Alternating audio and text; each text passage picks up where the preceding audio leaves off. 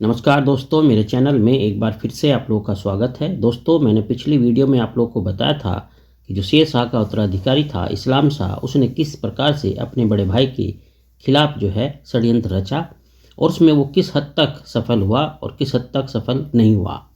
दोस्तों, उसी क्रम को जारी रखते हुए मैं आज आपको बताऊंगा कि इस्लाम शाह यानी कि जो शेर शाह का पुत्र था, जो उसकी गद्दी पर बैठा था, वो अब अपने शासन को किस प्रकार से आगे बढ़ाता है। तो उसी के सिलसिले में मैं आज शुरुआत करूंगा पंजाब एवं मालवा पर उसके नियंत्रण की, यानी वो किस तरीके से पंजाब और मालवा को संभालता है।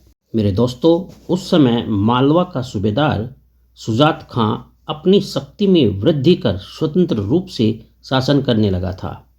सुल्तान को जब शुजात खां की गतिविधियों का पता चला तो उसने उसे राजधानी में उपस्थित होने का आदेश दिया। यानी ये जो सुल्तान की मैं बात कर रहा हूँ, ये सुल्तान इस्लाम शाह होता है।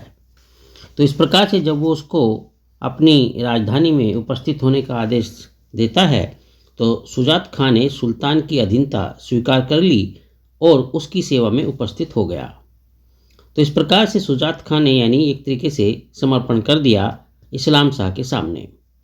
सुल्तान ने उसे क्षमा कर दिया और उसे मालवा लौटने का आदेश दिया। मालवा पर पूर्ण नियंत्रण स्थापित इस प्रकार से हो जाता है इस्लाम शाह का। तो इस प्रकार जब ये मालवा पर अपना पूर्ण नियंत्रण स्थापित कर लेता है, उसके पश्चात सुल्तान ने यानी इस्लाम शाह ने पंजाब की ओर अपना ध्यान आकर्षित किया। यानी अब वो पंजाब पर अपना फोकस करता है। पंजाब का जो सूबेदार था वो आजम खां हुमायूं उद्दंड एवं अहंकारी प्रकृति का व्यक्ति था। सुल्तान ने जब उसे अपनी राजधानी में उपस्थित होने का आदेश दिया तो उसने सुल्तान की आज्ञा का पालन नहीं किया और अपने एक प्रतिनिधि को उसकी सेवा में भेज दिया। यानी जैसा शुरू में बताया कि ये बड़ा ही उद्दंड और अहंकारी प्रकृति का व्यक्ति था, तो इसने वैसे ही किया जैसी उसकी प्रकृति थी। अब बात आती है इस्लाम शाह की।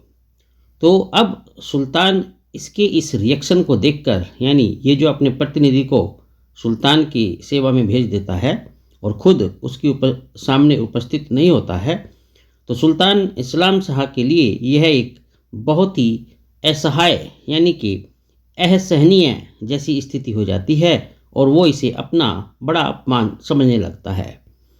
यानी उसकी इस हरकत को एक तरीके से उसने बड़ा ही अपमानजनक बात मानी। तो इस प्रकार उसने पंजाब के लिए जो है अभियान की तैयारी शुरू कर दी, यानी एक सैनिक अभियान की तैयारी शुरू कर दी। तो अब जो आजम खां हुमायूं था उसको ये पूर्व आभास था कि सुल्तान उसके विरुद्ध कठोर नीति का अनुसरण करेगा। यानी ये बात कहीं ना कहीं उस व्यक्ति को भी पता थी, यानी आजम हुमायूं को भी पता थी कि भाई अब जो है कुछ न कुछ सैनिक कार्रवाई जरूर होगी।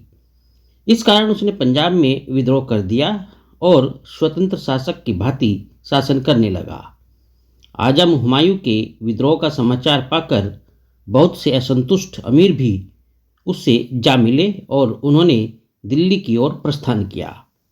लेकिन जो इस्लाम शाह था, इस्लाम शाह ने अम्बाला के निकट विद्रोहियों को परास्त कर उन्हें भागने के लिए मजबूर कर दिया। तो इस प्रकार से विद्रोहियों ने एक बार पुनः अपने भाग्य की परीक्षा की, किंतु वे उसमें पराजित हो गए और प्राण बचाकर भाग निकले। तो इस तरीके से कह सकते हैं कि इस विद्रोह को दबाने में इस्लाम शाह काफ़ी जो है सफल हो जाता है और अंत में आजम हुमायूं कश्मीर भाग जाता है, जहां उसकी हत्या कर दी जाती है। इस प्रकार से आजम हुमायूं के विद्रोह के दमन के पश्चात पंजाब पर इस्लाम शाह का सुदृढ़ रूप से नियंत्रण स्थापित हो जाता है। दोस्तों, ये थी कि किस प्रकार से जो है इस्लाम शाह मालवा और पंजाब पर नियंत्रण कर लेता है। तो अपनी अगली वीडियो में मैं आप लोग को बताऊंगा कि इस्लाम शाह जो होता है, यानी कि जो सुल्तान होता है शेर शाह के बाद, वो ख्वास खां की हत्या कैसे करवाता है या ख्वास खां की हत्या कैसे होती है, उसके बारे में मैं पूरी जानकारी आपको दूंगा। आप मुझसे जुड़े रहिए। मुझे जुड़े रहने के लिए आप लोग का बहुत बहुत धन्यवाद। आपका बहुत बहुत शुक्रिया।